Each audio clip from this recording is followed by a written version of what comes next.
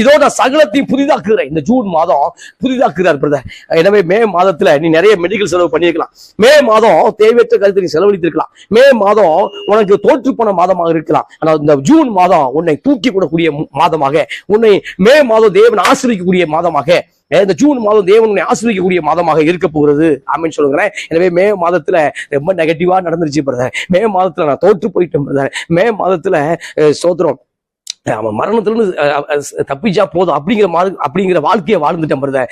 June மாதம் தேவன் என்னை கண்ணோக்குவாரா, இந்த புதிய மாதம் கண்ணோக்குவாரா என்று எனக்கு சந்தேகமா இருக்கு பிரதர். அப்படின்னா கர்த்தர் சொல்லக்கூடிய வார்த்தை, புதிய காரியத்தை செய்கிறேன். சிங்காசனத்தில் வீற்றிருக்கிறவர், சிங்காசனத்தில் வீட்டு இருக்கக்கூடிய ஆட்டுக்குட்டியானவர் சகலத்தையும் புதிதாக்குகிறார். கையை உயர்த்தி ஆமென் சொல்லுங்களேன். ஆமென். அப்ப உங்க வாழ்க்கையில சகலத்தையும் கர்த்தர் புதிதாக்க முடியும். ஆமா, எல்லாத்தையும் புதிதாக்க முடியும்.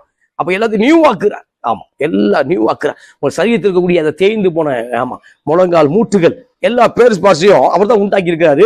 இப்ப அவர் சகலத்தை புதிதாக்குகிறார். உங்க வாழ்க்கையை புதிதாக்குகிறார். உங்க ஆசீர்வாதத்தை புதிதாக்கு